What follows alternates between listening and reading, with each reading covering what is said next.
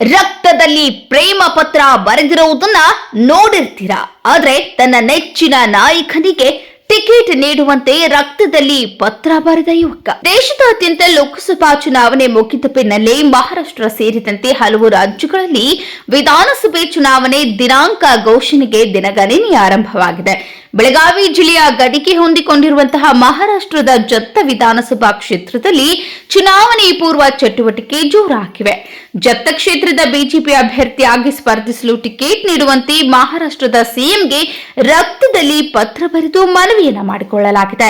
ತಮ್ಮನಗೌಡ ರವಿ ಪಾಟೀಲ್ ಎಂಬುವವರಿಗೆ ವಿಧಾನಸಭೆ ಚುನಾವಣೆಯ ಟಿಕೆಟ್ ನೀಡುವಂತೆ ಮನವಿ. ಪೀರುಕೋಳಿ ಎಂಬಾತನಿಂದ ಮಹಾರಾಷ್ಟ್ರದ ಡಿಸಿಎಂ ದೇವೇಂದ್ರ ಫಡ್ನವೀಸ್ಗೆ ಮನವಿ ಮಾಡಿಕೊಂಡಿರೋ ಯುವಕ. ಸಿಎಂ ಹಾಗೂ ಡಿಸಿಎಂಗೆ ಕನ್ನಡದಲ್ಲಿಯೇ ಪತ್ರ ಬರೆದು ಮನವಿ ಮಾಡಿಕೊಂಡಿರುವ ಯುವಕ ಪೀರುಕೋಳಿ. ನೆಚ್ಚಿನ ನಾಯಕನನ್ನ ಅಧಿಕಾರದಲ್ಲಿ ನೋಡಲು ಯುವಕ ತನ್ನ ರಕ್ತದಲ್ಲಿ ಪತ್ರ ಬರೆದು ಗಮನ ಸೆಳೆದಿದ್ದಾನೆ.